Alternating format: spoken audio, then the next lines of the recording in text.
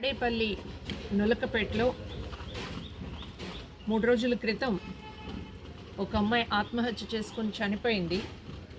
చనిపోతూ వివరంగా తనకు వచ్చినటువంటి కష్టాన్ని ఉత్తరం రాసి చనిపోయింది.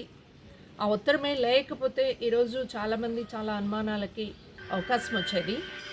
ఈ ఒక్క అమ్మాయి మాత్రమే కాదు, ఆంధ్ర రాష్ట్రం నలుమూలల ఇలాంటి అనేక మంది మహిళలు, యువకులు ఈరోజు అప్పుల పాలై వడ్డీలు కట్టలేక, కాల్మనీ కట్టలేక బలవన్ మరణాలకి పాలవుతూ ఉన్నారు.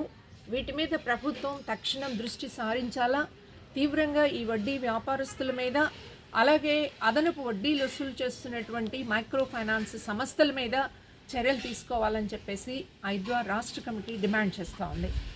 ఇక్కడ జరిగినటువంటి ఉదంతాన్ని మనం చూసినట్లయితే 50,000 రూపాయలు 2016లో తీసుకుంటే 2020 నాటికి 21.5 లక్షల రూపాయలు ఆ కుటుంబము ఈ ఇద్దరు వడ్డీ వ్యాపారస్తులకి చెల్లించడమైంది. అతన్ని, అతని భార్యని, ఇద్దరినీ కూడా ఖాళీ నోట్లు, ప్రామిసరీ నోట్ల మీద సంతకాలు పెట్టించుకొని తప్పుడు కేసులు కోర్టులో వేసి వీళ్ళని ఇబ్బంది పెట్టడమే కాదు, ఎవరైనా వీళ్ళ తరఫున నిలబడినా, సాక్ష్యం చెప్పినా, గట్టిగా నిలబడినా వీళ్ళ ప్రాణాలకు కూడా హాని కలిగించేటటువంటి ఒక నేపథ్యంలోనే ఆ అమ్మాయి ఆత్మహత్య చేసుకుంది. ఆ అమ్మాయి ఎవరికి చెప్పినా, భర్తకి చెప్పినా ఈ విషయాలు, తన వేధిస్తున్నటువంటి విషయాలు, భర్త ప్రాణాన్నే తీసేస్తామనేటటువంటి బెదిరింపులు కూడా జరగడంతోనే ఆ అమ్మాయి ఆత్మహత్య చేసుకునేటువంటి పరిస్థితి వచ్చింది. దీనికి కాను వాళ్ళకి తక్షణం ఫాస్ట్ ట్రాక్ విచారణ జరపాలి, యావజ్జీవ శిక్ష విధించాల్సినటువంటి అవసరం ఉంది. వీళ్ళు మాత్రమే కాదు, వీళ్ళకి మద్దతు ఇచ్చేటటువంటి వాళ్ళు ఎవరున్నారు అనేటటువంటిది కూడా మనం పరిశీలన చేయాలా, పోలీసులు లోతైన విచారణ చేయాలా అని చెప్పేసి అడుగుతా ఉన్నాం.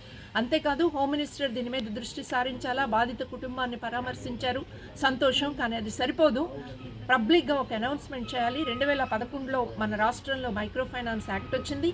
దాన్ని నిరోధిస్తూ 3 సంవత్సరాల క్రితం హైకోర్టు ఆర్బీఐ దగ్గర నమోదైనటువంటి సంస్థలేవి నమోదు చేసుకోవాల్సిన అవసరం లేదన్న తర్వాత మైక్రో ఫైనాన్స్ సంస్థలు విజృంభించాయి.